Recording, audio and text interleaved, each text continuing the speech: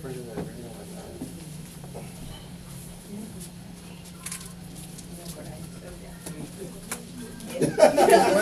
applies, right? Work on still applies. Yeah.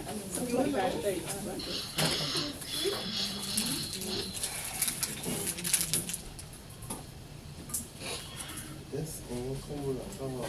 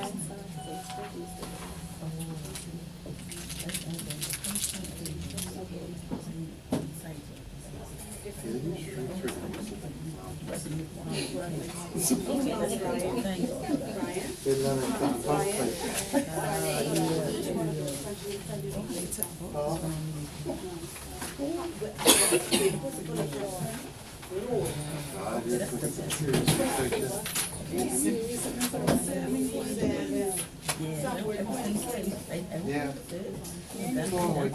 3 week 20 and 4 week 10.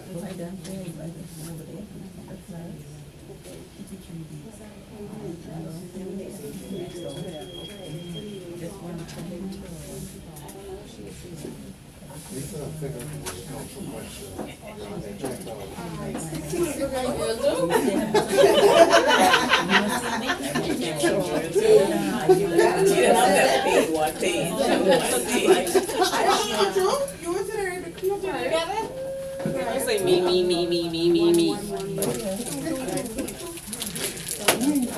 Well, say right here. Just more like Renee.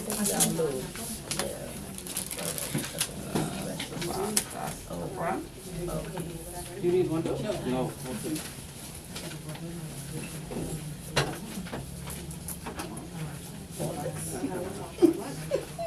Question for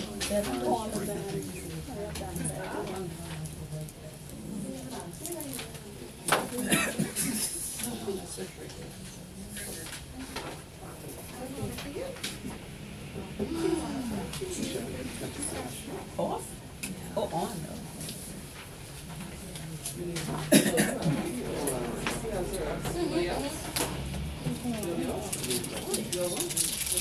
That's it?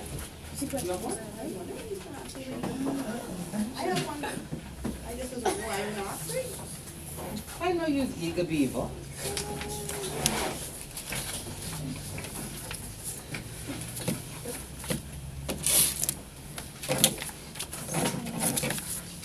So students have always been complaining why they have to have exams. So now you have your wish. That's right, be careful what you ask for. Be careful what you ask for. Very careful what you ask for.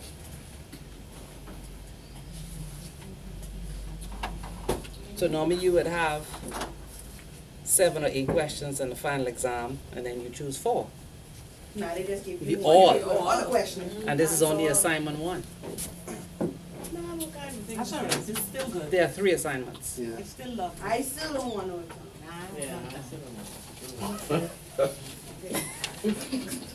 Why you laugh?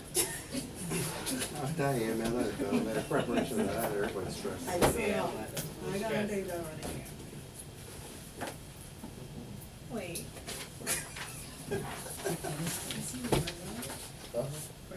You have been to word limiting change? But for more questions? Ben, you change though. You change. Work out Ben, some- ma put a plan. And the thing about it is you have to spend more time on the one that is worth, or the three that are worth more points. Yeah. Erase it. I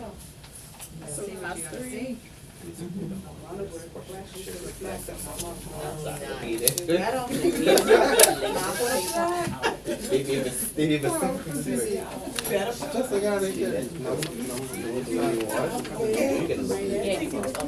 have to put something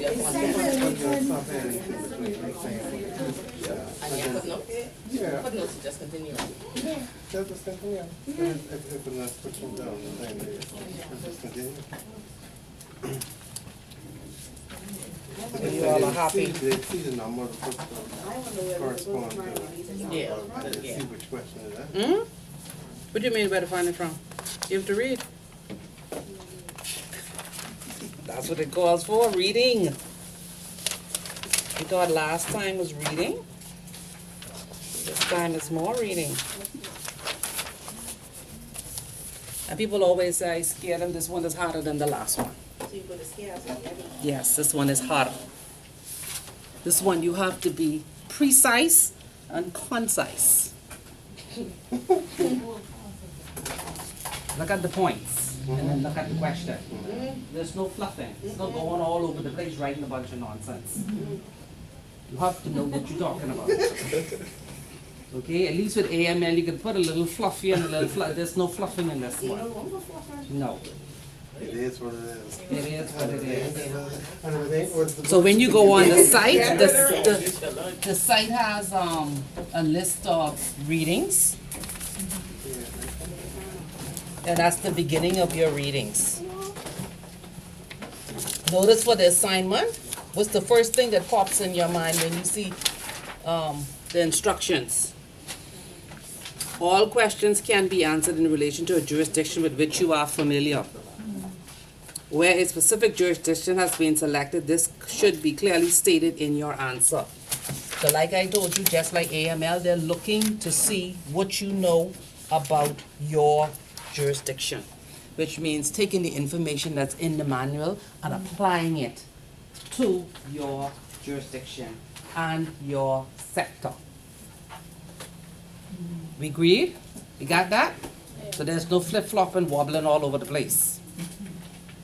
Good? All right. So let's start with Unit 1. So we're gonna do Unit 1 today and next week. You'll finish it. I didn't want to do it all in one, because I know some of you all will say it's too much if you're not familiar with GRC. All right? So the first thing is, what is GRC? Some people have read, some haven't read, some have an idea, they work in the industry. What exactly is GRC? No need to whisper.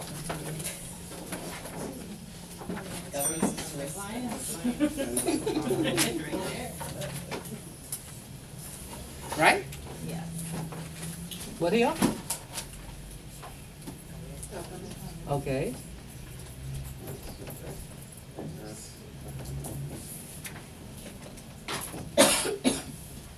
So the next question is, why is this important? Why do we need to know this?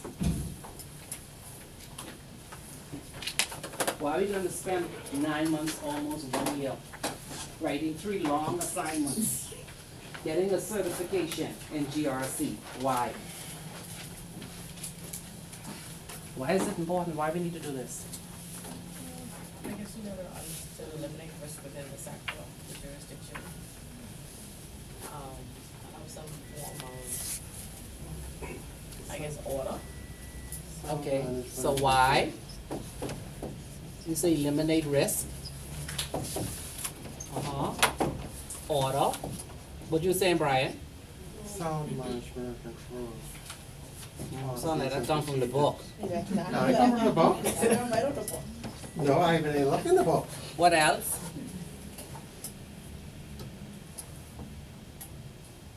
GRC, why we need this?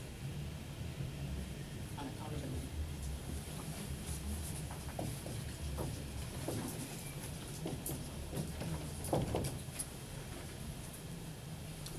Who does GRC concern?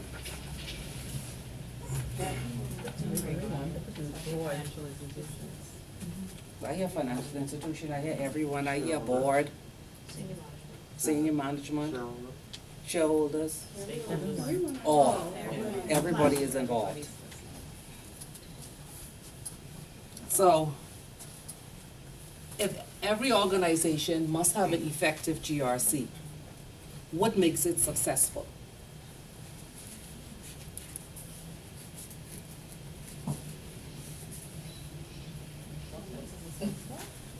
What makes it successful?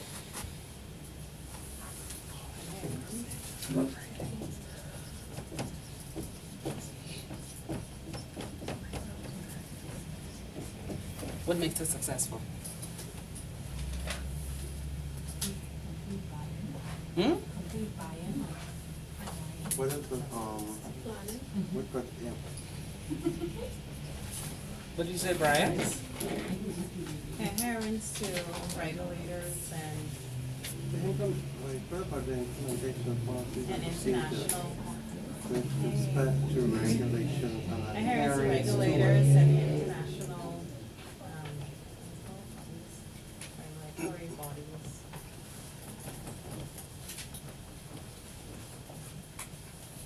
What did you say, Brian? I don't forget, no.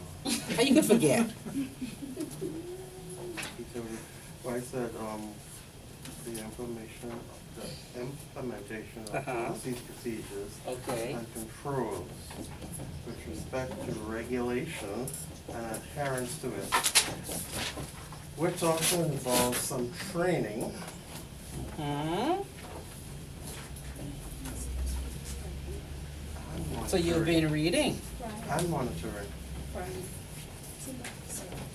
and whose job is that?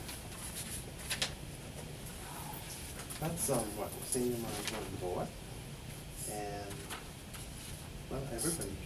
Sure. No. Mm-mm.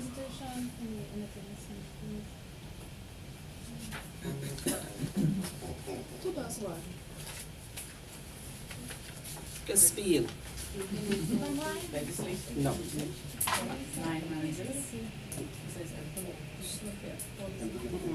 Compliance. Mm-mm. That ain't the board? Mm-mm. That's not the managers, the same managers and all that? Managers. We're doing GRC now. Don't go all over the place. The regulators? No. Not the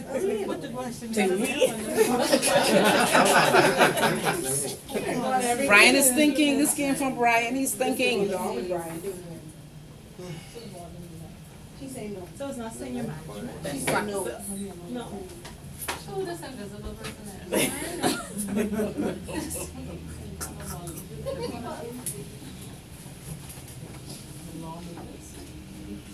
I just consider police. This, who's responsible for this?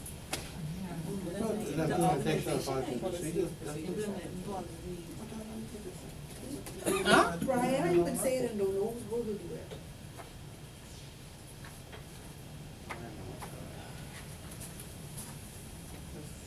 Risk management. Risk. The function of risk. Who does this part? Compliance. Compliance. Can I say compliance? No, not for the whole thing. Oh. No. Yeah, risk. What did I Risk. say? Risk implemented. Mhm. But our is training. Training and marketing to the. Mhm. Yeah, the implementation of risk centers. Okay, so let's start. What's governance?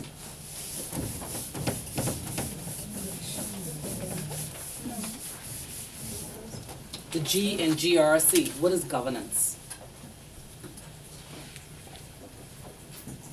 She's flipping through the paper now. I just went this today. Yeah, that's all right. You should still know what governance is. The way of doing business. What's that? Processes, policies, laws. The board. The board. It's the board. Governance is the board. What's the function of the board? Can't use the same word. What's the function of the board? To set the tone. To set the tone. Approve the policies and procedures. To determine the level of risk that the institution is willing to take on.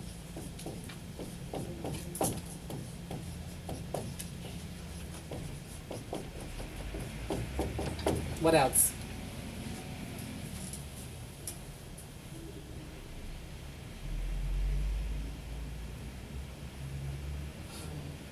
Let me go back to the beginning. Why do we need GRC?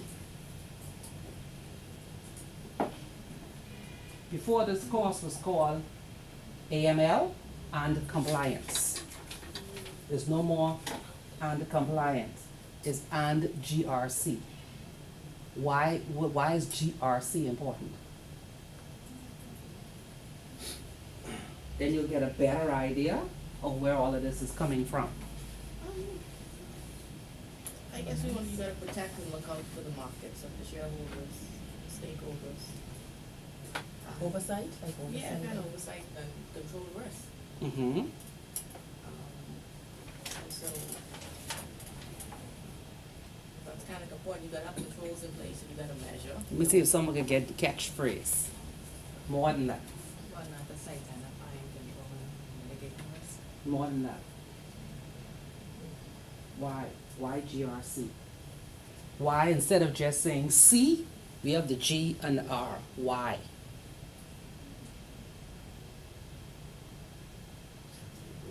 It's practical. Think practically. Why? You mean like action versus is? No. Why? Like 3 levels of oversight.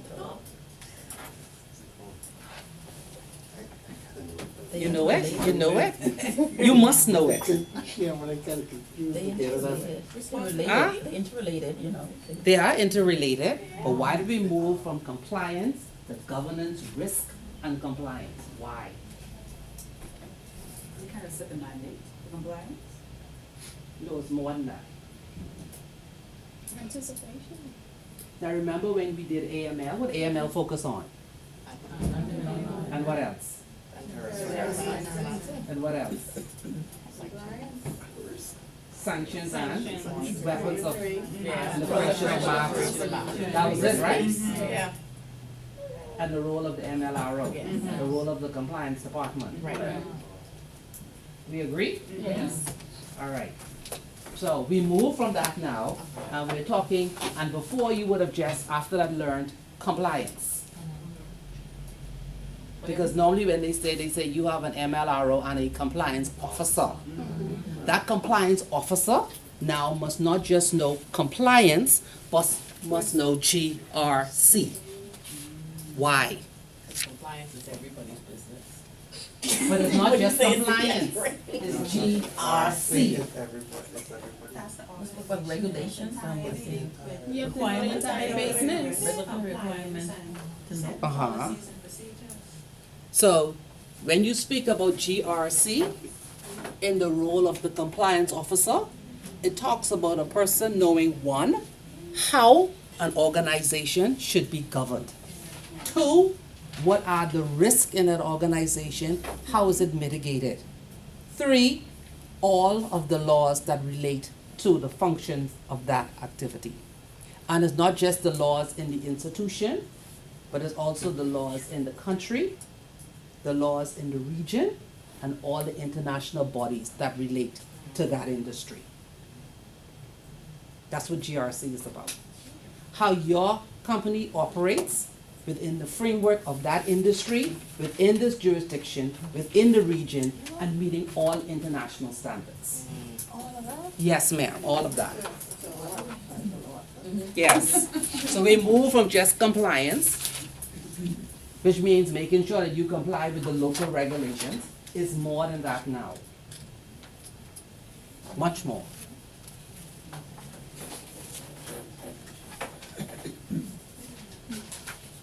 So when we speak about governance, in the role of sitting in the chairs of compliance officer, you're looking at whether or not the board has a strategic plan for the business. That's the first thing you look at. Does the board have a strategic plan for the business?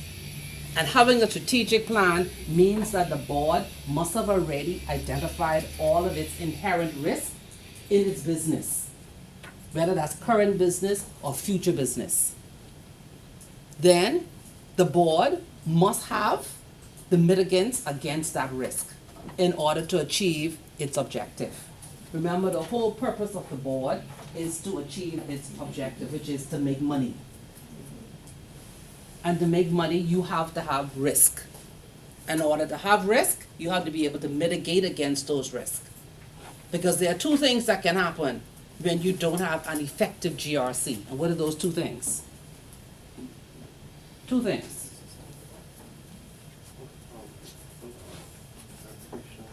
Regulatory risks.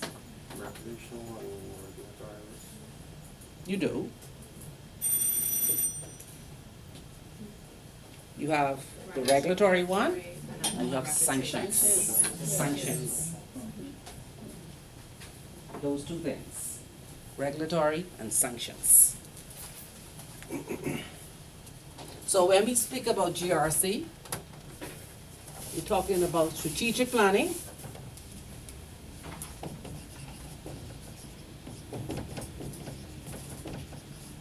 identifying inherent risk,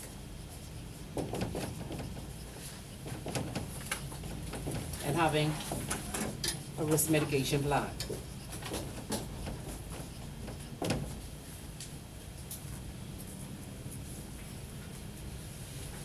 But in addition to this, as being the compliance officer, you also have a function to ensure that the organization complies with all legislation, regulation, guidelines, best practices, and also being abreast of changes in the industry and in legislation. You're also responsible for that.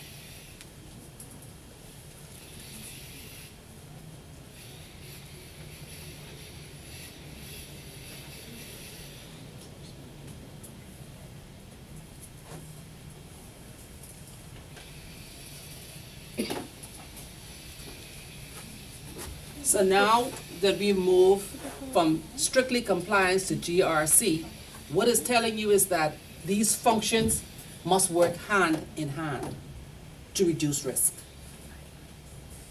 They have to work hand in hand. That is key.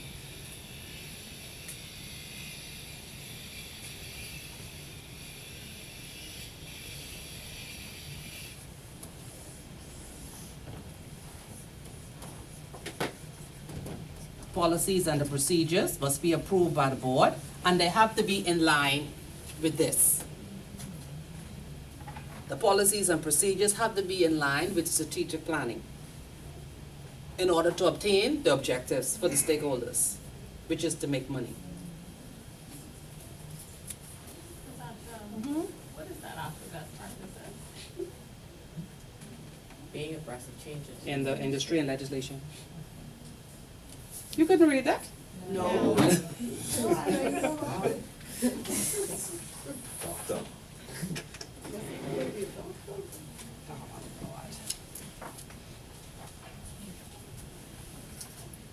Okay. R. What's risk?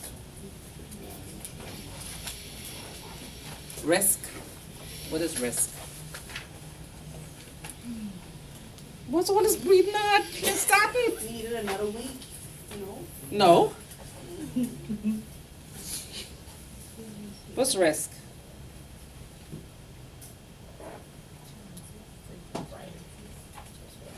Taking chances. From a compliance perspective, whenever an organization has products, services, new products, services entering a new market, you have to be able to identify the risk and see whether or not the existing risk mitigation plan addresses those risks. That's why they say these are interrelated. Because if there are new risks, then risk has to step in and do the risk analysis. You get that? So that's how it works. So here, risk means that the organization has to understand its risk.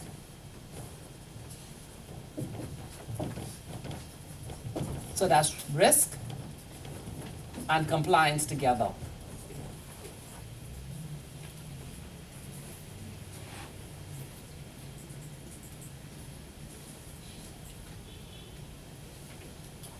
The board must know its inherent risks. How does the board get to know its inherent risks? Do you know what I mean when I say inherent risks? What do I mean?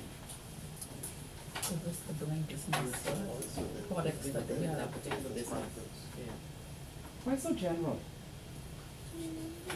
Because we just started. What? Because we just started. What's the inherent risk?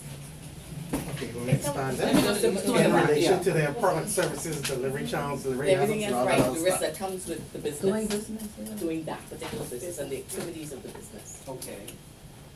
So there's an inherent risk for each product, service, Service. and delivery. Yes. Right. I'm just letting you know so you don't write when you answer a question general like that, because it means nothing. Okay? So you have to speak it the way you're going to write it. The same way you read it off, you'll write it just like that. And you'll get no points. Because it doesn't mean anything. So inherent risk is looking at the products and services that the company offers. The risk that comes with offering that service to your clients. And the board must know the inherent risk. So who's going to inform them of that? The risk manager. And how are they going to do that? No? Yes. Getting it now? These are the words people are looking for. Ooh.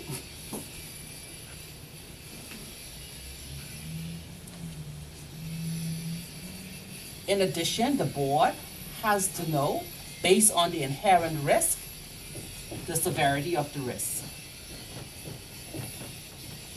So this means that after the risk assessment, the conclusion that is drawn has to point the board in the right direction as to whether or not they're willing to accept that risk.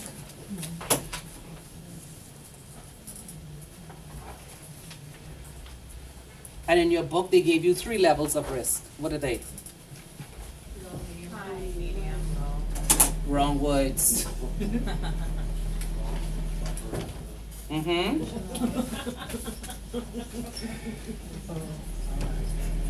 I read that part, yeah. What page that on? Okay. Thank you. Remember now, whenever you talk about GRC, what are we talking about? A company making money. So be careful of the terms that you use. You're talking about a company complying with all the laws and regulation, having the right culture within the organization, adhering to the rules, and making money. That's what this side is about. Staying within the laws, having the right internal controls, having your strategic plan, knowing what your risks are, mitigating against your risks to make money.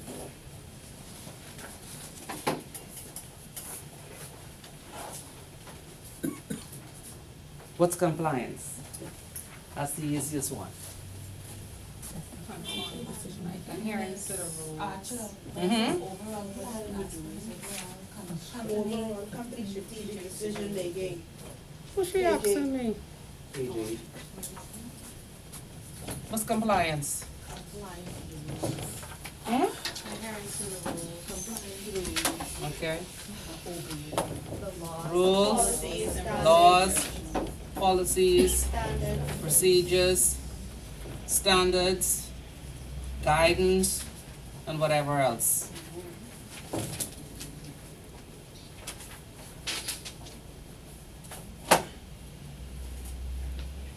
So when you answer your question, depends on the sector you have selected, whether it's banking and finance, securities, insurance, gaming. You're gonna speak about the F word. That word, the framework. So you need to gather in your head now, based upon the industry you're going to select, what are the rules, the laws, the policies, the procedures, standards, and guidances. Locally, regionally, if applicable, internationally, you know it is. Best practice, and what are the trends? Remember, they don't want what's in the book. So you have to take what's in the book and apply it locally.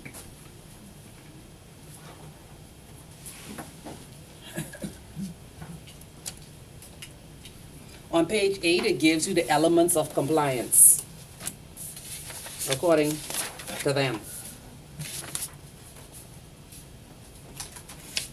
Creating policies and procedures to follow the rules, developing internal controls, having a management framework that makes responsibility and accountability clear, testing and auditing, training and development, robust record-keeping standards.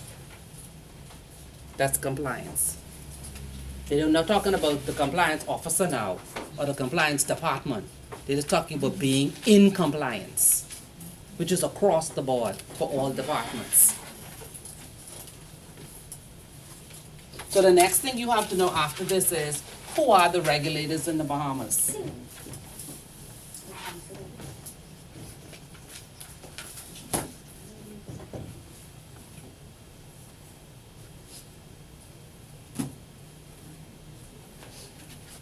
Then you need to know what are the internal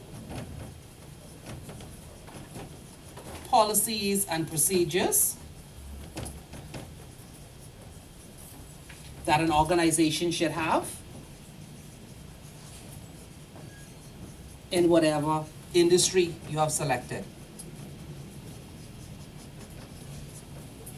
So if you don't know now, it's time to start looking it up.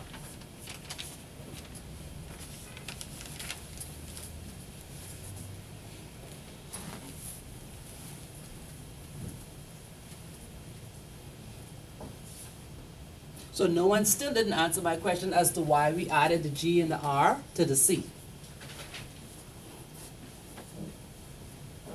Why? Should I give you a clue?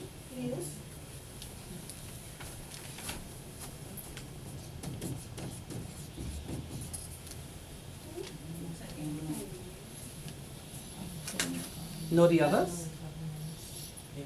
Lehman Brothers? Others? This is the reading you have to do within this week. Rest. There are many more. So all of this GRC started with all of the companies who had poor governance, poor compliance, and poor risk. This is different from the corruption that went on within the company. But from standing back and looking at it from a governance perspective, from the board who is responsible for the organization, if you do not have good corporate governance, the company will fail. And that's why it moved from just being, not just purely complying with the law, but making sure that the board knows what are the risks, and they have a risk mitigation plan, and that the board knows what the organization is doing. And that's why it's critical when you select board members, you have to select board members that have the expertise to cover all of these areas. You can't have all of your board members in the same discipline. The company will fail. Each one must bring a particular discipline to the organization.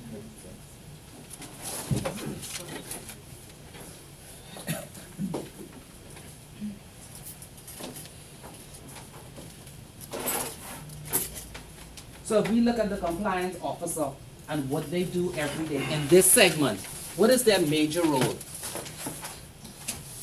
In the small circle, what's the major role? They monitor what else? Report. What else? Yeah, Training. policies, procedures, Mhm. conduct training. Keep on top of legislation. They have an obligation to ensure that the company is in compliance with the rules, etc. That's their job. They should be the ones sending out notices saying, this has changed, this is coming up, this is how this will affect what you do. Risk, we need to look at changing the policies and procedures. Writing to the department, telling the department, this is about to change, this will change. How will this affect you? What changes do we have to put in place?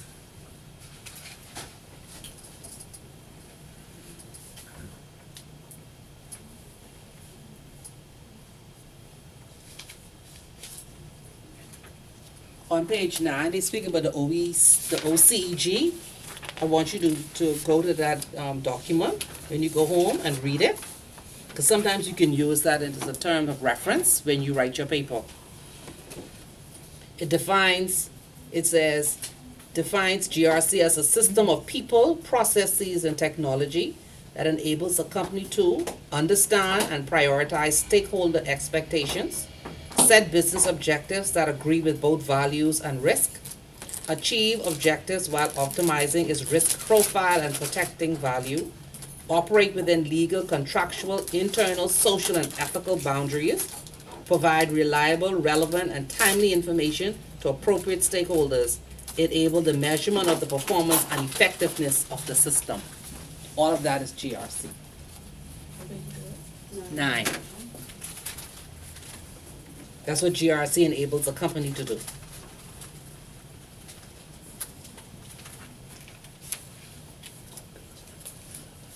Page 9, you have it? Yeah. Okay. So now I have some questions for you all. Number 1, why do we need regulations? That's not one of your questions? Yeah. Oh, okay. And she can tell you I just saw the paper. For 10 points? I mean, it's not 10 points. Gotta give a point. Why do we need it? Why do we need it? Think about it, why do we need it? Since all of these crises, what has happened? Market This is how you have to think. confidence. Market confidence. Increased with the consumers, There's some so we need to protect the whole sector of doing business, to make sure people are doing it the right way. And you have to have rules in place to ensure that these companies are doing their own thing. But you don't think more regulations stifle business?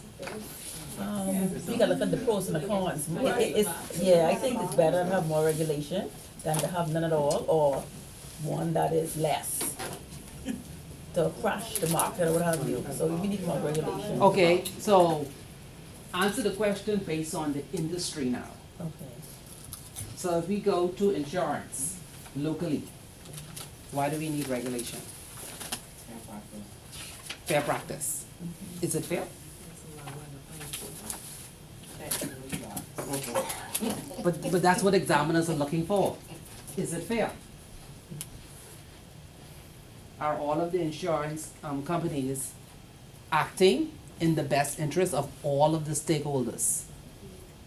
Remember now, you have to focus and you have to answer from a GRC perspective. So don't think about life insurance, just think about home insurance and hurricane protection. You see what I'm saying? You have to give the examiners something that's challenging, something that they want to read, that they're interested in. They know this is in the hurricane belt and the earthquake zone. So they want to see if you've applied your mind to these questions. Why do we need regulation? We just had what? Earthquake tremor down in the south. What has the insurance companies done? What has the regulator done? What have they brought out for awareness for its stakeholders? These are the things should come to your mind. If you are on the board of an insurance company, shouldn't these be the kind of things that you should be raising? What if we have a bunch of claims for earthquake? Are we covered for earthquake? You see what I'm saying? This is what examiners looking for. Then you can go and look at what Haiti did, if they did anything. See what Trinidad is doing. Do their insurances cover earthquake? You see what I mean? And that's what you have to look at. What if that fall that runs straight through? What are we gonna do? And these islands cut in half. What? And we're not covered. And we paid all that money for insurance. And we have no more homes. What are you gonna do? You only could cry. Because you can't get any money, you're not covered. Well, if that too wordiness a natural disaster. What that mean? You might through What does it mean? What that mean? What do you mean? Depends on what they have in the No, they say natural disasters, but was the Bahamas always prone to earthquakes? No. You see what I'm saying? So natural disasters based May not upon at the cover. point, it may not be covered. Like a hurricane. You know, there's a hurricane, and maybe flooding. There's tropical storm out there. Yeah, may not even cover a tsunami. That happened out in the Far East. These are the kind of things that a board should be raising. It's only covered. And risk should be looking at it also. And then compliance has to ask, how many policies do we have that have hurricane protection and does it cover these things? What should we make our stakeholders aware of? How will it increase premium? How much money we're gonna make when we do it? How many customers will we lose? Those are the kind of things you're supposed to think about. Go to the next one. What's the next one? Securities. Why do we need regulation? Think, think, think. Like French stuff. Huh? This is like French? That is why I split it into two, because I always find students cannot grasp this concept. That's why I want you to grasp the concept. So let's go, securities. Why do we need regulation?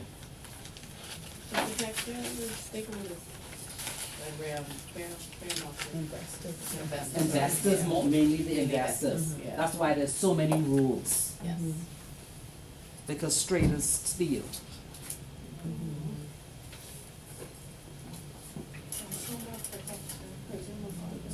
Yeah, and that's why it's key. That's the second part of the chapter, talks about market conduct. You could probably do a safety code thing would happen. Exactly. So you see what the examiners are looking for? Very nice with example. Banking and finance. Why do we need regulation? No abuse. So you remember that internationally we had a lot of banks that failed. Yes. So that's internationally. But when you write, you're gonna write from the Bahamas. So even though you may put 2 or 3 sentences, maybe 10 or 12 words of what happened internationally, you have to tie it into what's happened here. So why do we need regulation in banking and finance? Don't now remember now, the Banks and Trust Companies Regulation Act and the Central Bank Act were recently amended. So you gotta look at what's the effect of those amendments in terms of regulation. Why were they necessary? Again, you're talking about governance. And remember, the role of the regulator is to supervise. Can we also say, like with financial crime, with how they had the incident what happened at RBC? Happened with the ATM machines? And what regulation came out? Something. Nothing. What can come up? Don't speak about something if you are not aware of another jurisdiction that has done something or has something Similar to or that. something similar, and they say they had laws or protection in place for their consumers. Something You see what I mean? similar. You have to say this is a deficiency and needs to be put in place. Something similar could be with the Wells Fargo where the first employees were the ones who were hacking the people's accounts. Because the only difference is where they, over here, they hack the machines, but over there they use the persons employed were the ones who were stealing the money or transferring the money from. So that was a Wells breach of Fargo. internal control. Exactly. This one with RBC is a breach of firewalls. Uh-huh. This is external. Yeah. Two different things. So we can't tie them in with No, financial crime? no. Wells Fargo is internal. That's your internal policies and procedures. RBC is hacking international. So they say.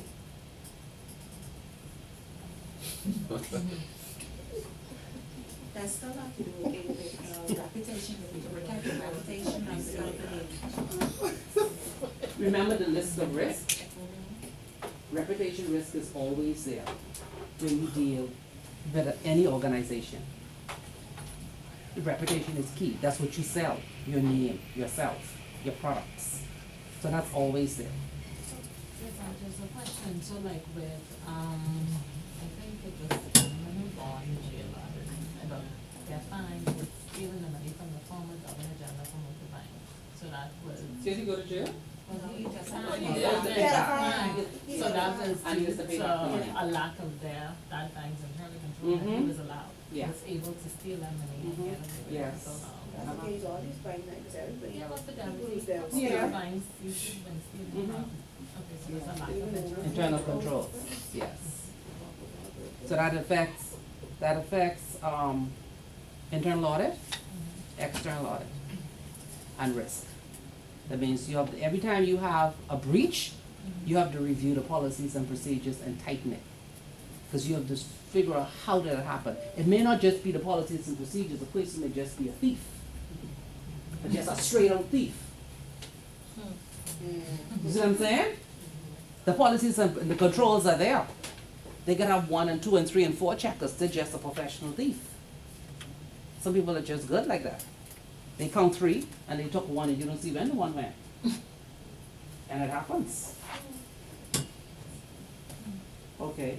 Which industry did I leave out? Anyone here from gaming? No more. Oh, she left. Okay. What was that with banking? It Hmm? was the stealable gaming. But hold on, you said open banking. I already answered banking. No one else talking about all that. Oh. Wake up! No, I heard internal controls. I heard that, yes, I heard those. You heard Okay. about the amendments to the BTCRA, the CDOB Okay, Act. yeah. Okay, I did, administrative penalties to Yeah. make sure all of those things that came, okay, all right. Yes, yes, there were. All right. Like it shows like correspondent banking form, and that's how a lot of our correspondent banks are formed out. Because they're moving Bahamas, which it was a Irish jurisdiction. So it's like how to de-risk our. Run that by me again. I heard what you say, how did that link to, I need more regulation? No, that comes from the Bahamas being monitored by the FATF. That's why we're being de-risked. Once you're in offshore jurisdiction, they want to. Yes, we are. Yeah. Yes, we're So it's like offshore. Also. And they are de-risking. And See what they in do other with Cal, yeah. jurisdictions, they are calling banks and asking to de-risk clients, not giving them a choice. They're calling and saying, Brian is your client, he's under investigation, cut him a check today. Yeah. That's it.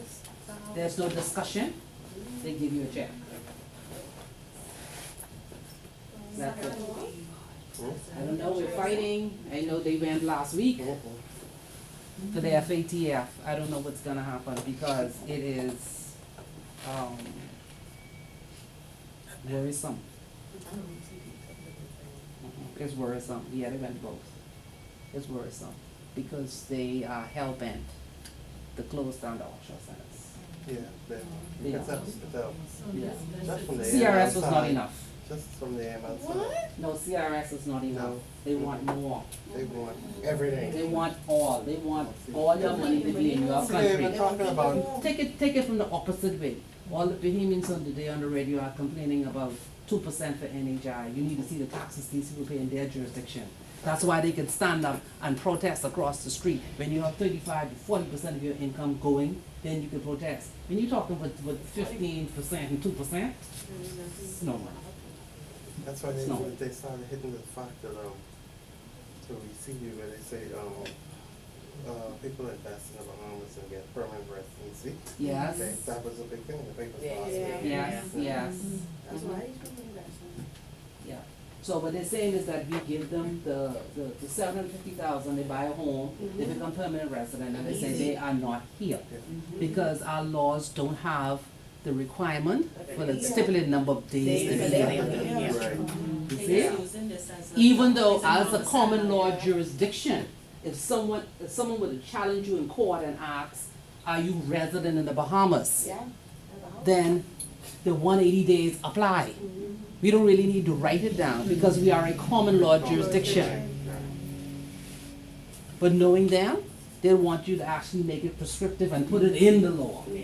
And when you finish that, they'll come with something else. Yes, Because exactly. other jurisdictions have the same thing, where you can put in your money, buy a home, get your permanent residency. But the thing Things about that it is, they're on the continent. the thing about it is, I don't know where I read it, I did it recently, and they said that the other jurisdictions that do it, that allow investment for permanent residency, their laws and their rules are much less slack than the Bahamas. So the Bahamas has the more tighter rule with respect to the other. Some of them, it's almost like they do it under the counter deals, almost. Yeah, like they actually go and recruit people, say, come on, we spend $10,000 less and you get a piece of land and you straight.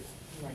Yeah, but us, you know, you gotta go to the Securities Commission, you gotta go through all that. Doing all of that background check. Say, oh, it's more sound and solid, but it's still not enough. Yeah, so you have the, what they call it now? The permanent residency issue, and you have, they want their money back from all of their citizens. They want their money offshore. And so what they would do is they look at the amount that we reported for CRS, even though that was for individuals. And don't forget now, the IMF has all the balances. And we publish everything in the central bank. So it's exactly how much assets under management that we have. And so each country will look at it and say, if I get 10%, you get 10%, we may get 15%. Okay, let's see, tax on that is 30%. They want that money. They want that money. That's why some of those people were giving up their citizenships to just go to other countries. Yeah. And then they put But then they the put a squeeze rule- is, they the squeeze it. is now on all the other ones who have not signed in. Yeah. They all have to make commitment as to when they're going to Yeah. sign in. And So it's then- only a matter of time. This one may say 1 year, he may say 3 years, she may say 5 years, but eventually everybody must come into the fold. So you have some Europeans saying now that they want to be Americans. And then they place before you're released from that country, they place like a 5-year hold on it so they can still get some So more to get, taxes. yes, when your money I moves. was like, Jesus, what these people want? Yes. They want you to live. Mhm. Because you know who I read that news? I came across that in reading an article on Tina Turner when she gave up her U.S. citizenship to become Swiss. Mhm. And then I went further into it and I saw where they said that they put this hold on, you know, like a 5-year hold before Yeah. you are totally released from that country. Mhm. So that you could collect the taxes. You know, it's almost like putting you through probation. So now we understand. Y'all can answer that question. Which number is that? That's number one. It is? It is? Hold on, but I was down from the beginning, one. Okay, all right. If we was essentially in here, but like, let's do something. Why, you already did? That's number seven. I think it's just something that's in the old. Okay. Why we need regulations? Definitely. Things still ain't right. Why we need regulations? Why? So why is it things that they break the contract? Hmm? Why is it things that they break? Is it? So somebody on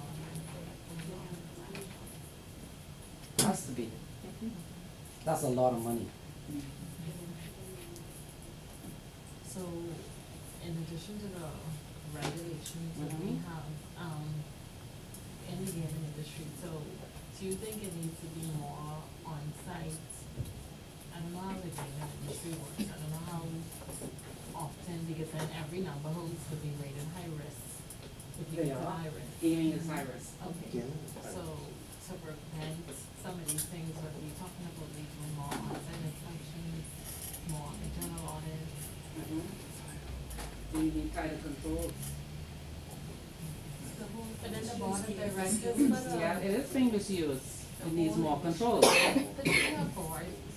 When you look at the volume of money that's going to that industry, where is it coming from? And the purpose. And that is why the government is moving to a cashless society. That's the only way they can stop it. Have to become cashless. Yep, so they can see everything. They see everything. So, what happens to the money transmission businesses that are like cash that they go out of business? No, when you go to transfer your money, you use your card. I guess we'll have to. Yeah, you move your card, because we're moving from, I think, Commonwealth Bank just did their online, and their chip cards, so we move from chip cards to tap cards, and then you all become cashless. But not everyone can open up. No, you sound like the people calling today. Get with the times. Right. I'm speaking No, because yeah, but I you work have, there, yeah. and so I know the majority are. Let me tell you, people don't like change. I understand. Yeah, we're in a different age now, technology age. We, No, it's there. no, we do bank Yeah. transfers as well. So everybody was complaining, what about the senior citizens and this and that and that? Well, they will learn. I see everybody get one little small phone and pulling it out, pressing a button, they will learn. What country was that that's gone cashless? Not in the European. Was it Sweden? Switzerland, Sweden, yeah. Sweden, yeah. Mhm. And there was a lady who spoke about it. Yeah, I went last week to Geneva and I went to McDonald's and I wanted to order my chicken sandwich for seven or 8 Swiss francs. Mm. And so I didn't have any francs anyhow, so I said, anyhow, let me see what she could say. I suppose I can give it a pounds. And then she looked at me and she said, no cash. She said, go to the board. It's an interactive big board. Pick your number and swipe. That's what the guy. So I said, okay. So when she put one ketchup in the bag, I said, no, I need 2 more. Go back to the She said, board. that's 40 cents You gotta go back to the each. board. 80 cents. She said, you could swipe your card. I said, for 80 cents? I said, you can keep that. But you know, Cashless. And that's what we have to move to. There's too much cash moving around in here. You could imagine if our currency was devalued, how many bags these people would be carrying around with money? Then you'd really see how much money they have. but it's a plus for businesses, they won't lose so much in cash when people steal And they won't cash. have so much robberies. Yeah. Yeah. Exactly. But then again, if you have those guys who's down in Yamagra, making fake cards. Exactly. I'm glad they were Americans and they said that. Yes. Americans. Then you have another issue. They're locked up in the Bahamas. So see? the large alien like this. No, so They really can eat porridge. But you see, that's another thing again. One of them or one of their friends visited different places, bought the card, and then having an evil mind, as I say, once a crook is always a crook, and nothing to do with controls. You see what I mean? They went back having an evil mind, and they created their own cards. And that's why I say in the bank, you can have all kind of controls. When I finish counting, she watched me count, but they are just so slick. When they count that, 1, 2, 3, 4, 5, 6, 7, 8, 9, 10, you saw 10. Yeah. He didn't slip one. That's just how good they are. Because imagine it's just like seeing an illusionist or magician. You see it, and then you don't see it. And if you're good at it, you see it, but it's not really there. That's just how good some people are. And you could use that talent and just steal. My next question. What commonly accepted objectives and motivations underpin regulation? What commonly accepted objectives and motivations underpin regulation?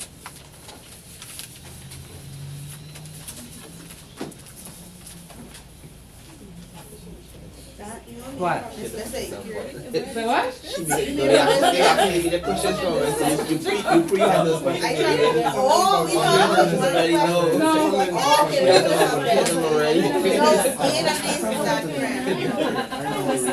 You got your name from me? No. She waits there for the first You question. understand? Yeah, it's exciting. No. None of this is your question.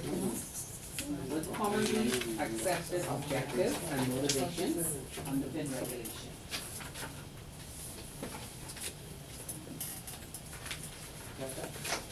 What commonly accepted objectives and motivations underpin regulation?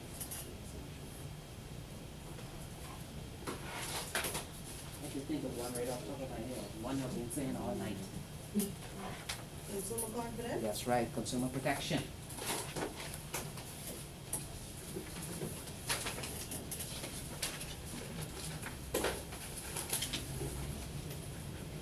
Any other objectives? Sometimes you have regulation to do what?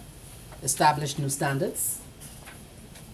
Bring the industry in line with best practices. Many different reasons. Consumer protection. Build consumer confidence. Build trust in an industry.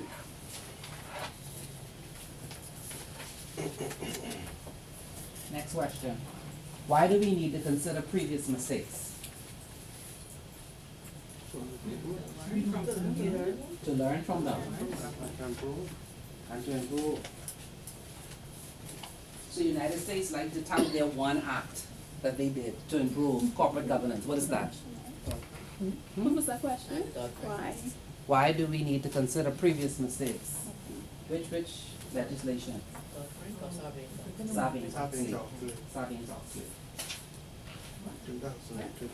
Sarbanes-Oxley. United States. Is that right in the book? I don't know. Yeah. Everybody knows that one.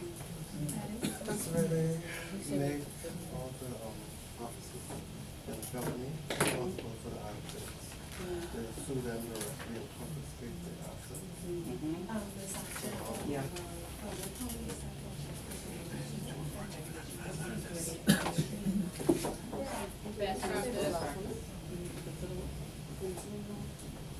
Why do we need to understand the changing markets companies operate in?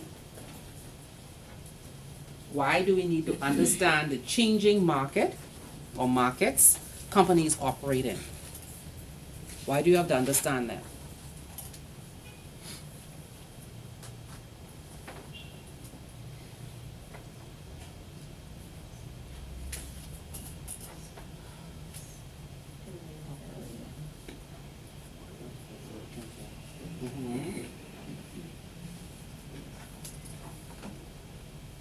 Why do you need to understand the changing markets companies operate in?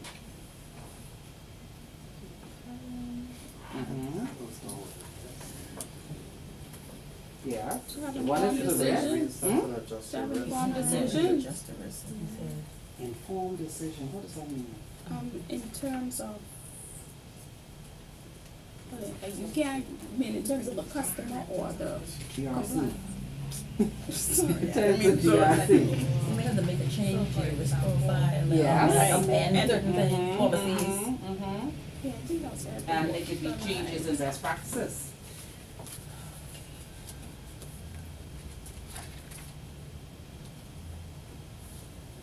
Why do we need to understand the benefits of a compliance culture? Why do we need to understand the benefits of a compliance culture? I know there's a question on compliance and on culture. Mhm. Why do we need to understand benefits of a compliance culture?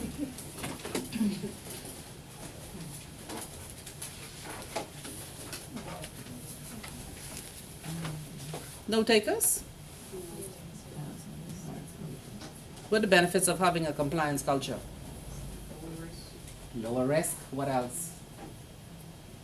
Everyone's pretty much involved because they take part in doing what they're supposed to do by adhering. So the company runs better, it's more efficient.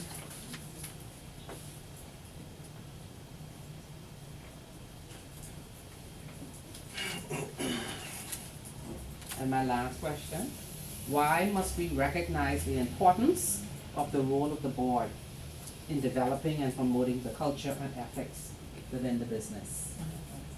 Why must we recognize the importance of the role of the board in developing and promoting the culture and ethics within the business?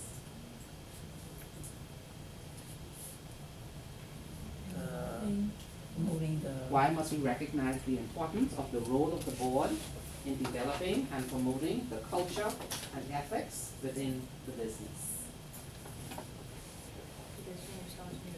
That's right, tone from the top.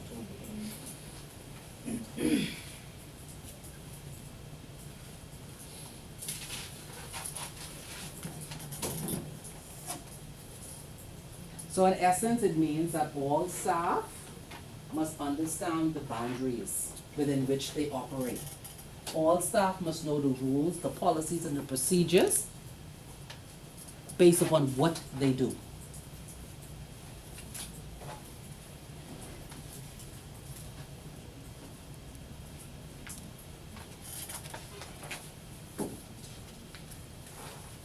So some people define GRC as all the processes that are within an organization.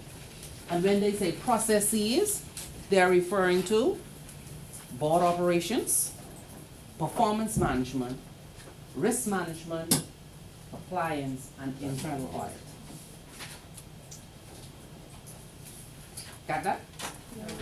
Repeat the last one. Repeat the whole thing? GRC is defined by some people as all the processes within an organization. Meaning that they all function together. And processes refers to the board operations, how the board operates, performance management, risk management, compliance, and internal audit.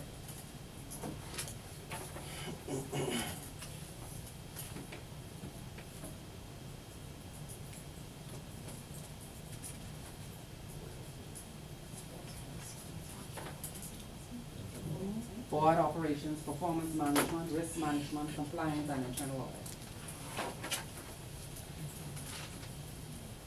So when you do your question on culture, 3 types of culture. You're gonna do culture in another unit. It's gonna expand on it. But they're gonna talk about risk culture, compliance culture, and governance culture.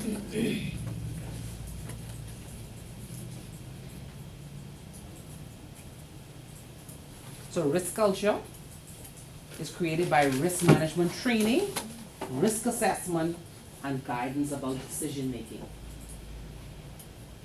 And we said that already tonight.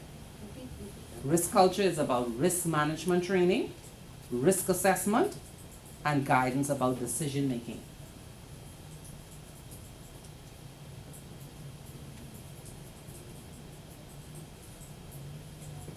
So all of you are employees.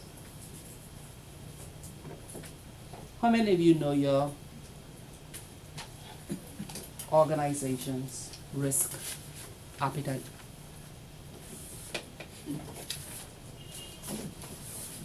I know it, I can't read it at all. You know it? Not to read it at all. You know its risk statement?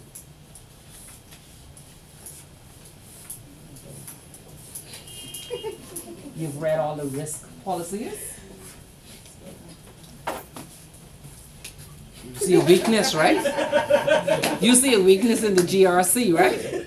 Yeah. No, I'm serious? Okay, all right.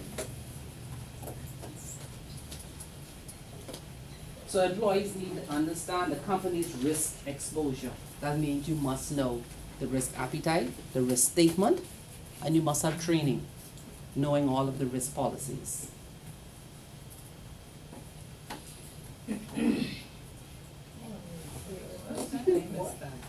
You went to sleep? Risk appetite, risk statement, and Risk training. exposure, training. No. Employees.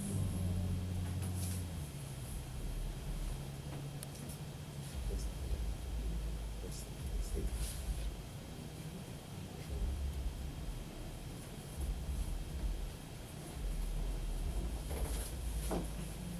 What's compliance culture? Which is one of the most difficult things in GRC.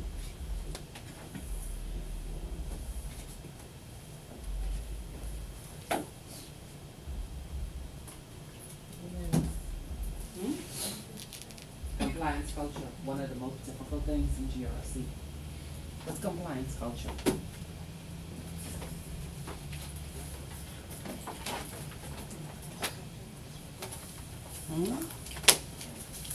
Compliance culture. What do you need to have compliance culture?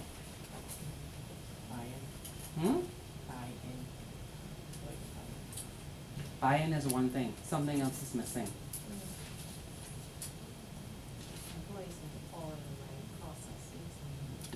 the employees have to read the policies and procedures.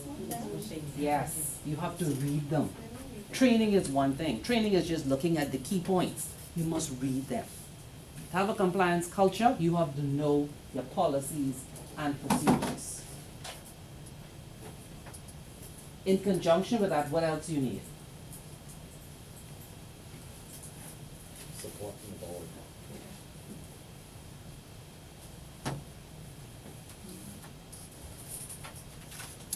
Yes. You need a little bit more. Policies and procedures. Knowing where the company is headed. That's for buy-in. You need something else.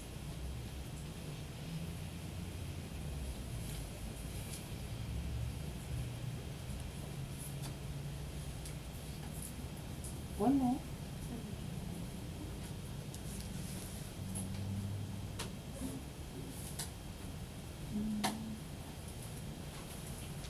Compliance culture. Think compliance culture. Huh? What are you looking at 724?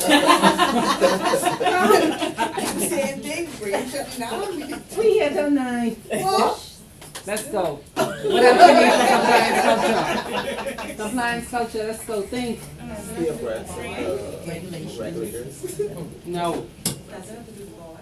No. Raise at the board, huh? No. No. Compliance culture. Go back. What's the first thing you say you need to have? Policies and procedures. You must read them. Know where the company's headed. Know where the company is headed. That's strategic planning. Support from the board. Because remember she said buy-in. Buy-in means you must know where the company is headed. You want to make that journey with them. To make that profit for you to get your Christmas bonus, which is coming up soon. Right. Right? But you're missing a right. part for that compliance culture. What is that?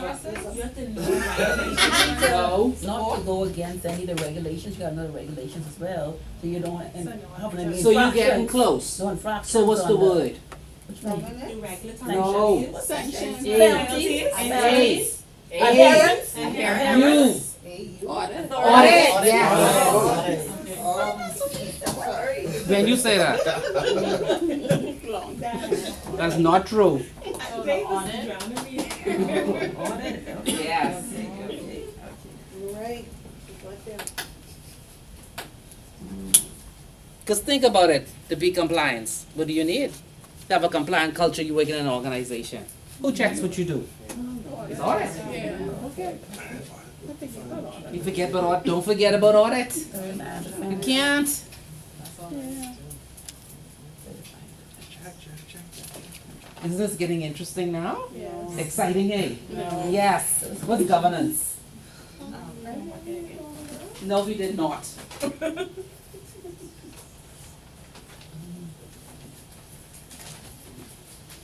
I think she had the word for governance culture. What's the governance culture?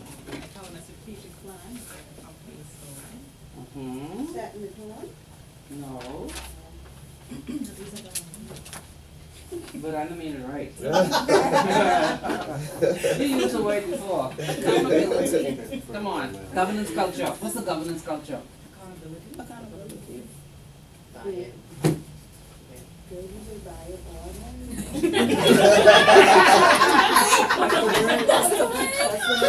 What she was saying when she said strategic planning, right? But it's more than just strategic planning. Because the plan hinges on what? Identify inherent risks. No. Managing the plan.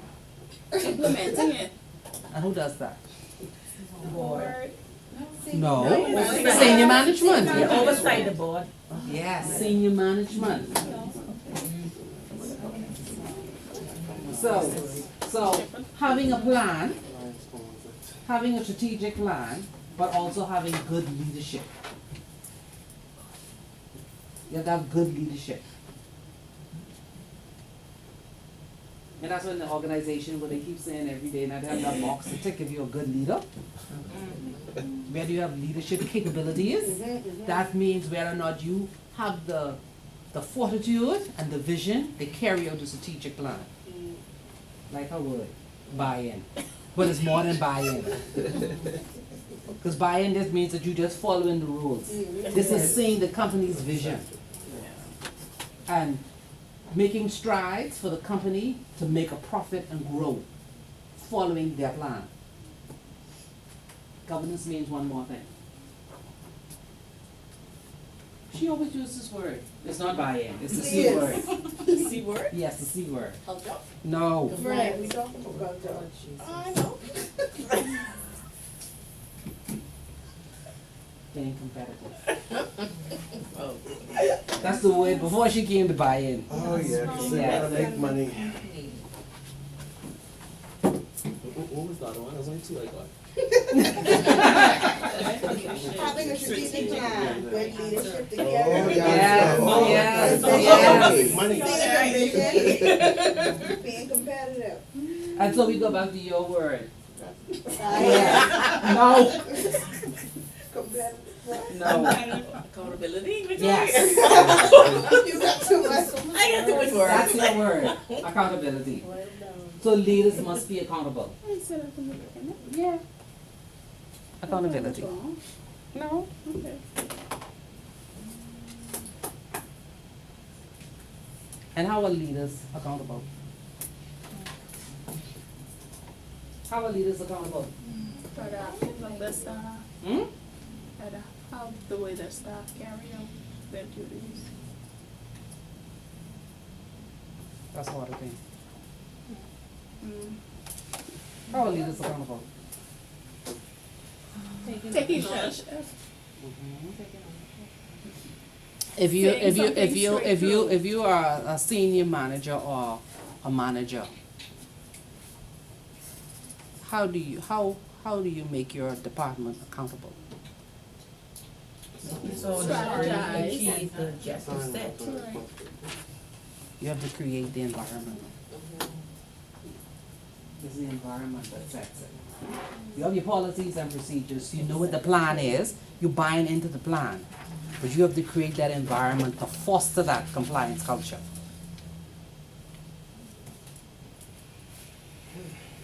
Think about it internally within your organization. When you have a bad leader, what happens? Everything Okay, falls, yeah. so everything comes from leadership.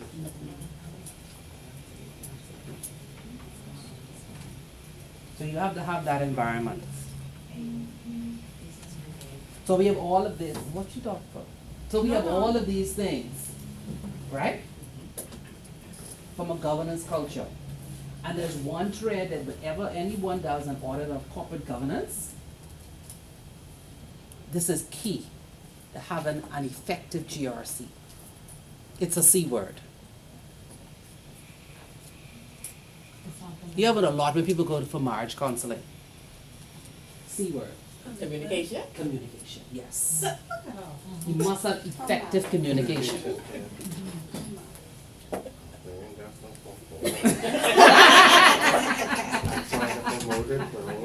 They can make you grumpy. I said, right, that's a bitch, be a bitch. That's since I don't communicate, what's what got happen? It's serious, it's a serious problem. Yes, communication is key. And senior management and board must reward people who follow policies and procedures, who have a good compliance culture within an organization. Because it fosters others to be compliant.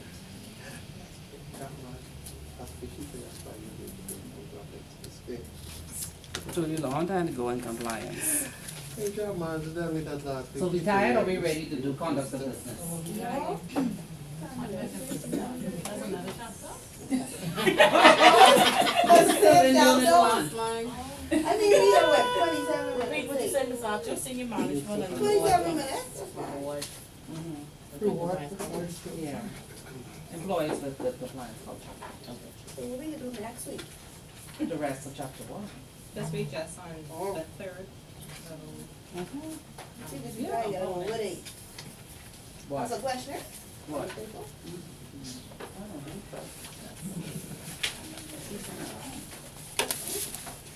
I don't think so.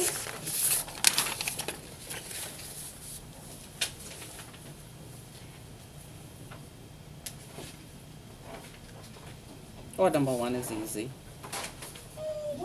Yes, it is. Of course we say that. That's more like number 5. Number two is easy.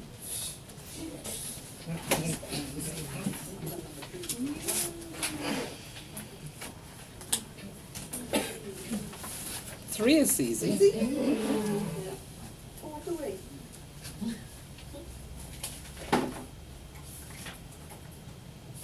Subsequent consequences of neglecting to them. Mm-hmm. Oh, five is compliance culture. We just did that. Right. Mm-hmm. And then there's another chapter on it, on culture itself. So to expand on it some more. Like why establishing a good compliance culture is important. Because you can't meet your strategic plans if you don't have a good compliance culture. That's worth 20 marks. So you have to break that down. So you can talk about what is a good compliance culture, what is ethics, what is integrity, how are they linked together, and they want you to illustrate it. So you have to give them case We studies. talking about 5? Mhm. What is after?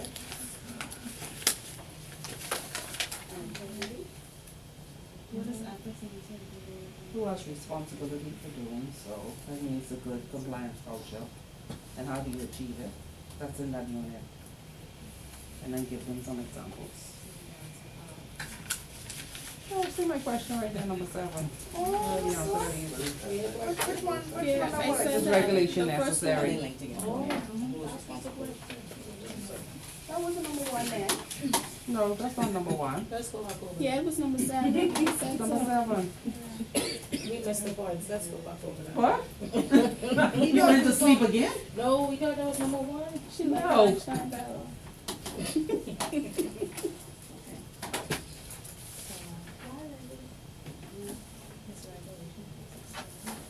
So we got to choose a side or, But that's this one. or say why it is and is not. What, number 5? 7. There's 20 points, yeah. So choose a side, why we believe No, regulation let's is say is important. regulation necessary. If you removed all regulations from that part for customers to operate freely, will the outcome really be any more problematic than it is currently?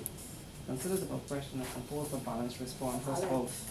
Oh, is Establish and whether is you not. believe the regulation is or is not necessary, and supporting your views with appropriate examples. So you can do it is or is not, before and now.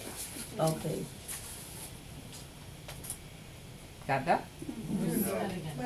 So we'll be, you're saying do what? Is not, before and now. You have to go in the past to come to the present. Before we had all these regulations. What? Before, it's gonna say like go back to before we had. When there was less regulation. Before it was 9/11. Before 2024. Think of that. So this one here is remember, I told you go back and look at the crisis, 2007 crisis and all the rest of the failures, and see what laws were put in place due to these Did failures. you say 2001? Like Enron and all the different All of those, things. 2007 going back to the recent Fannie ones. Mae them. Freddie Mac and all the rest of that. I don't know. Yeah. They don't want what's in the book verbatim. You got the green, ice cream, green, and it's not expensive. And then the entire country is. Yeah.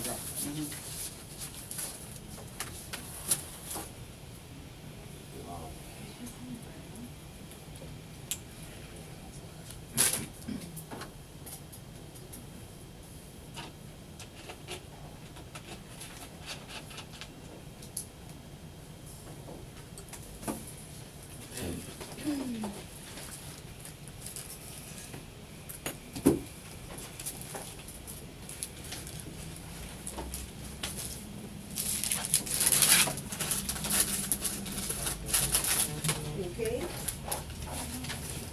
So you can get started on that one right away. which one? Number 7.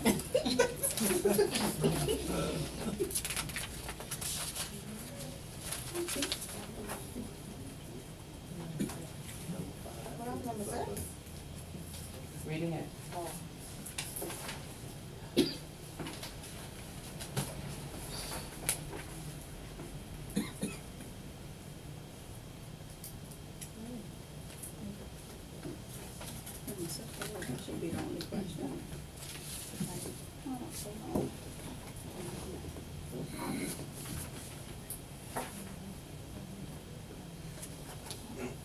Okay, so this one is a pure corporate governance question.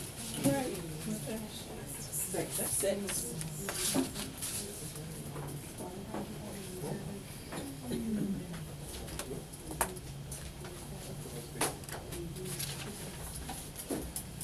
So the first paragraph, you're in risk. So you're given R and GRC.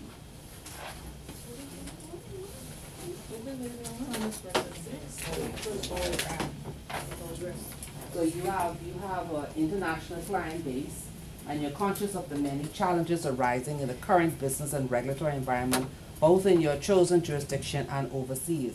So you're gonna have, before you start writing, to look at what are the risks, what are the challenges.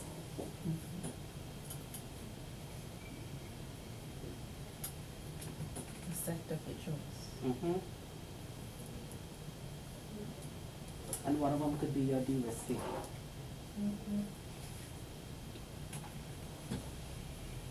The executive board wants to appoint additional board members. Non-executive. Why do you want non-executive? I told you this at the very beginning. Why do they want non-executive? Balance, yes, they're looking for a particular skill set. Okay?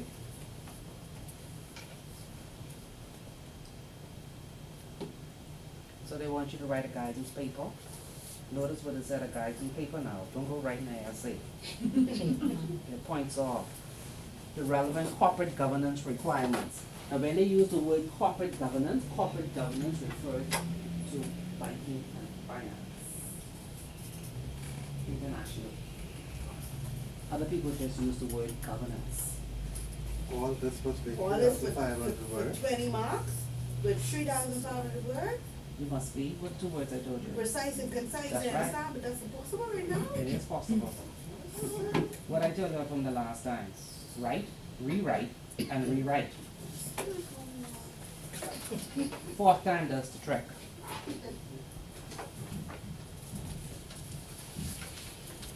And they're appointing more than one person.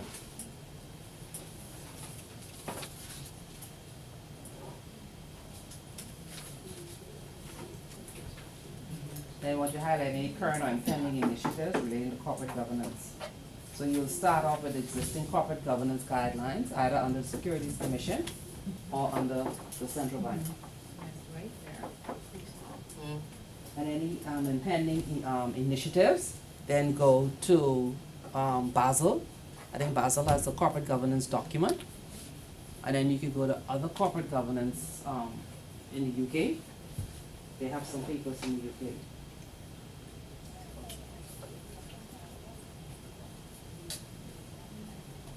And notice they told you, say, making it clear the relevance for the firm and the individuals referred to. So whenever you refer to the document, you must point to the sections that refer either to the firm in terms of the selection. Remember now, in order to be a board member, you have to be fit and proper. Yeah. So it's either talking about new initiatives with regard to fit and proper of a board member and whether or not it is relevant to the firm itself. So they narrow it down, and it's not just talking about changes in corporate governance in general. It's talking about recruitment of directors, what's required, what are the changes, and is it relevant to the industry?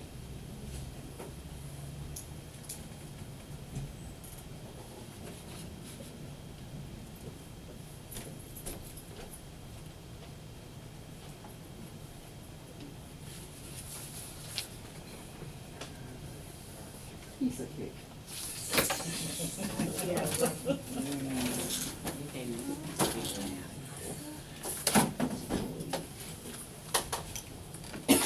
So 7 you can do tonight. Oh, Nice. what? You don't know me,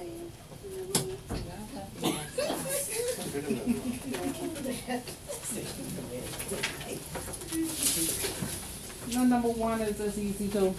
so we can just knock off So it this was before the last week. By the weekend. By the week, yeah, we can knock off this whole. Yeah, it's not hard. I gotta say, like, you know, I ain't enough this whole way. What did I tell you to do right here? Okay, so it asks you, explain as if to a new member of staff who has no previous compliance or regulatory experience, the approach to regulation adopted by the regulator of a firm in a sector of your choice. Pick a regulator and write their approach. That's easy. Who's sucking the teeth again?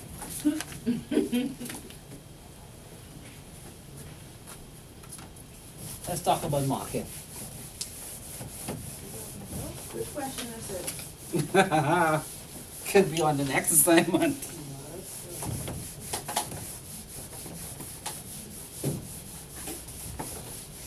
Is an area in market that is always examinable. And that's the complaints process. Always.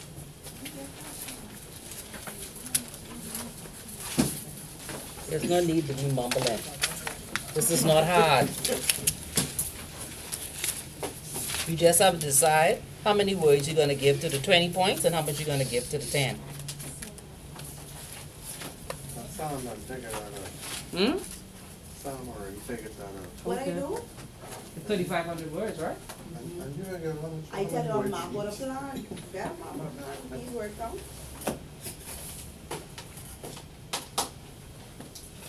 So what's conduct of business?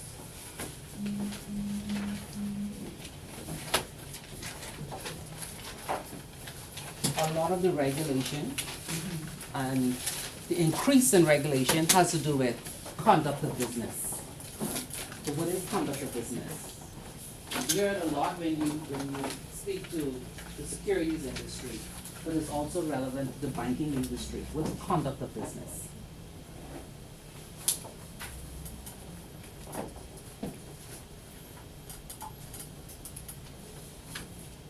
Yes?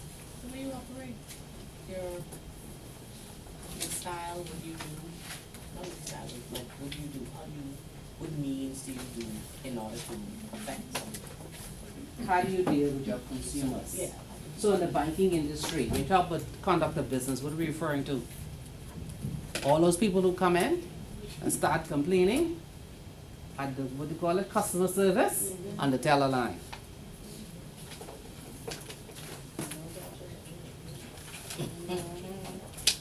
So internationally, regulations were done, like you said before, to protect investors.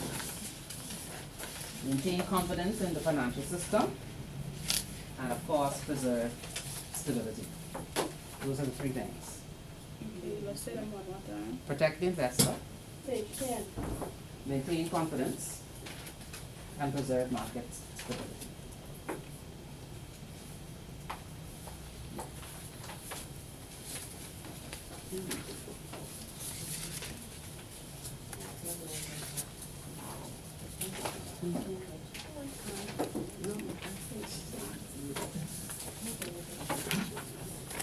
Now, my question to you is, in the banking industry, do we have any mechanism that deals with how a consumer can voice their complaints from a regulatory perspective? Consumer Protection Act. No, Is that a regulatory requirement? No. No? I don't know, but it must be accessible. The client should be able to make a complaint. But my question, is it a regulatory requirement? What, to complain? Or Allowing? to allow complaints? Yes. Yes, Yeah. it is, where? No, Where? It should be. Not in Where? banking. Yeah, where? Should be though. It's best practice. Yeah, it could be in your policy, because we're talking about regulatory now. no. Is it a regulatory requirement to have a consumer complaint process?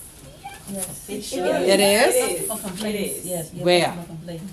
Securities Commission is asking for our law when they come to audit us. But where they have it though? this is Where? what you have to Yeah, I have know done. in Where is one it of written? those guidelines, Is it in the guidelines? I may share the regulations. Okay. but they Where is it ask in for banking? us. Um, I remember seeing that.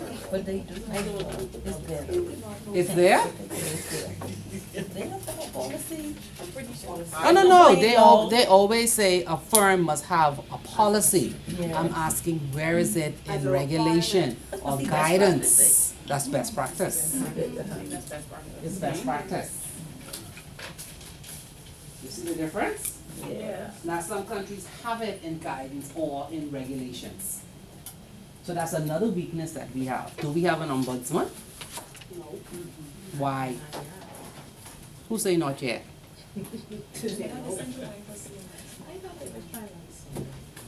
Are they? They are? They supposed to be? Is it in law? The law says they are the ombudsman? No, I don't think so. No. No. But they supposed to be. No. Not by law, there's no law that says that. I mean, you could go there and voice your complaint and they will contact the bank, but they are not the ombudsman. You don't have one. So we need all of these things. We need more regulation. Those are plaintiffs' lawsuits. Didn't it? Yeah. That it?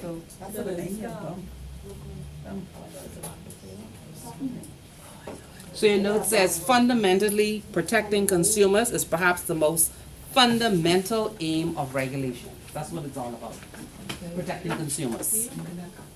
So that's my question now. What consumer protection laws do we have in place? Don't talk about the Consumer Protection Act. Does that cover everybody? No. Okay. Huh? For the utilities. It's a start?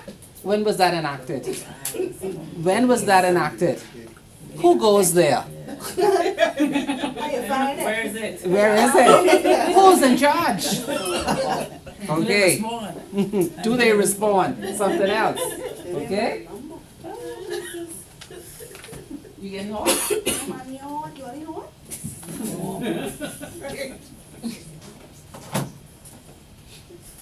Oh, you too much. So regulators set the conduct of business rules designed to provide customers that all the information they need both pre and post sale. So if we look at our industries, what do regulators require? If you wanted to put your money in the bank, what do they publish?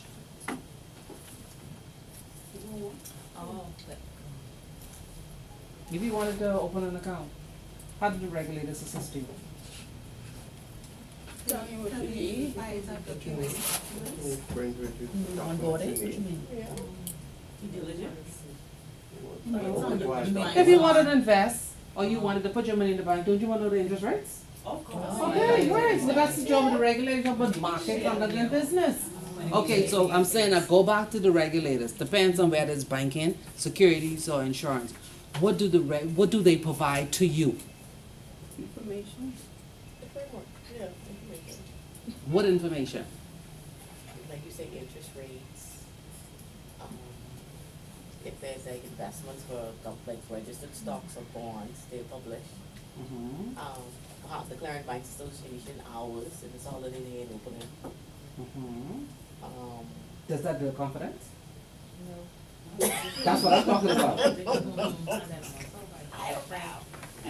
But you see, when you write your answers, these are the questions that come to your mind. You see? So you can show the examiner that you're not just writing from script, you're actually applying it to your local jurisdiction and you're seeing deficiencies and room for improvement. And that shows the examiner that you're thinking. We got this? We have this? Yes? Yeah. You getting it? Get, oh God, you all sleeping? You get there. Every day is long for you.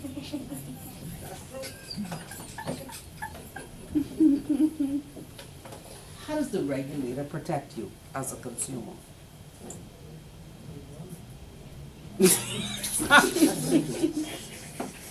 They supervise. Yes, they supervise. How do they supervise?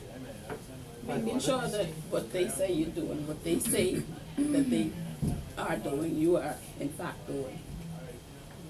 You can talk to your audit. Making sure that you're operating within the parameters of the legislation. And if you don't, then. That's the inspection part of it.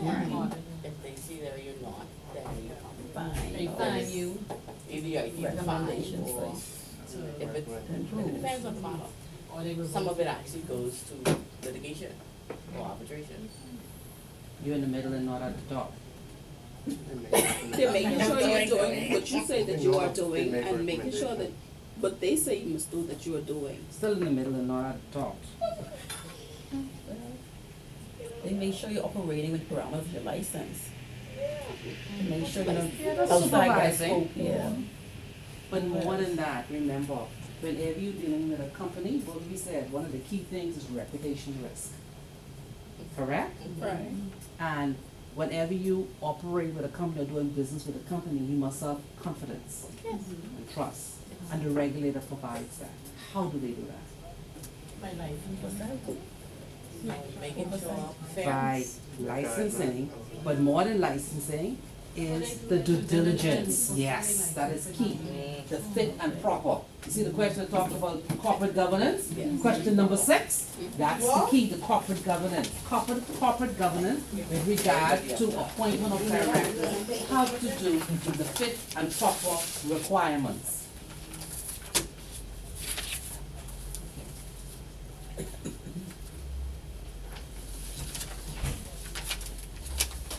So it's not just that the entity is within the laws and following the laws, which they actually carry through with on-site inspection and having the quarterly returns and monthly returns and annual reports. It has to do with the board, the governance, whether or not the persons who are in charge of the company are fit and proper to hold those positions. Also, it's like the requirements then. What? That's what you say? No, That's an example. no. When you're looking through. Okay. From a governance perspective, is whether or not the persons who either own the company or operate the company are fit and proper. Okay. They know the industry, they know the business. Yes. And they are of good character. They have integrity. Get that police Okay. record. There's more than police record. I know, I just said that's Interpol just one search. aspect of it. Yes, they do. Yeah. Regulator. That's why you are rely on them.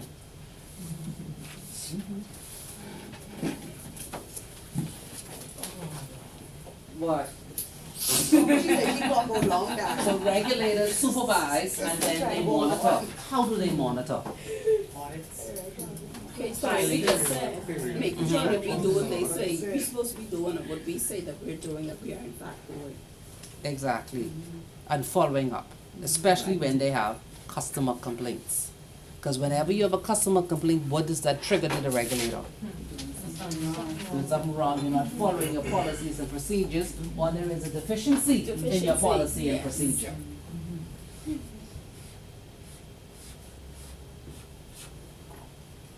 And then the chapter goes into complaints, an example of a customer conduct and what should be in a complaints process. One of the key things is that everybody must know the process for handling a complaint. Every staff member must know. It's not that you go to a particular person. Anybody within the organization should be able to take a complaint. Now, who actions it is something else. Nobody. What do you mean nobody? They go on the law, yeah. And what happens? That's a reputation risk. And it could end up to the regulator. The same copy they gave to you, they take it to the regulator. That's if they have one. Oh, trust me, they have one today. Whether they seen or insane, they have one.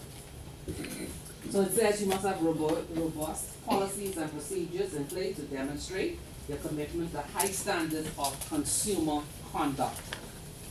And it's an expectation that you would treat all of your clients equally. Now, there are some complaints that are simple, and there are some that are complex. So there are instances where you can just deal with someone's complaint immediately. Or there may be some that require days and investigation. When it requires dates and long explanation and research, what should you do? First thing, acknowledge it. Next thing, Time frame. after you acknowledge it, then you do what? No, you need to tell the people, one, You're Time investigating it. frame. yeah, the time frame. Two, You're investigating it or you're working on it. yeah, two, Start working on it. who to contact. Uh-huh. Three, Follow through. no. You have to summarize the complaint. You Yeah, gotta yeah, make sure yeah. you and the The consumer is consumer on the same page. Yeah. Cause you could be out there investigating B and he on the letter T. Yeah, yeah. So you must make sure, summarize what the complaint is in the letter, then make sure you're investigating the right thing. Then you go and investigate. You got that? The common complaint handling procedures specifically deal with how customers can make complaints, the receipt of complaints, the response, investigation, time limit, resolution, and escalation rights. So let me ask you, as a part of GRC, should the board be aware of complaints? Yes. Yes. Why you all like give general answers? Especially the very complex. Complex ones, not the little minor ones, the complex ones.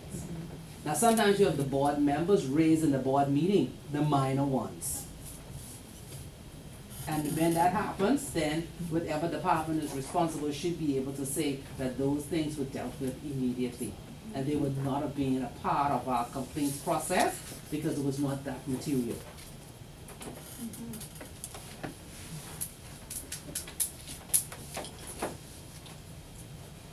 So what's the role of compliance when it comes to complaints?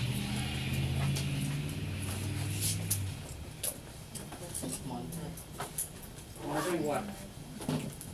Make sure it's resolved. Make sure what happened with it. Make sure it's resolved.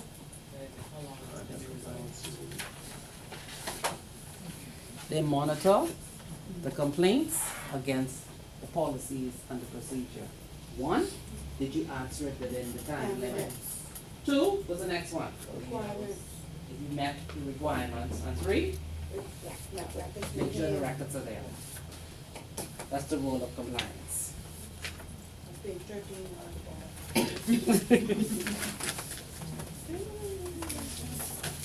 All right?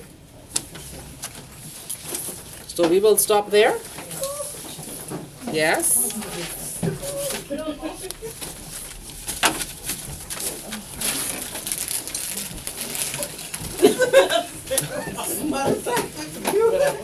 I gotta go too.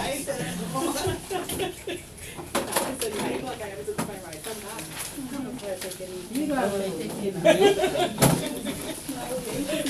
What happened to Sarah?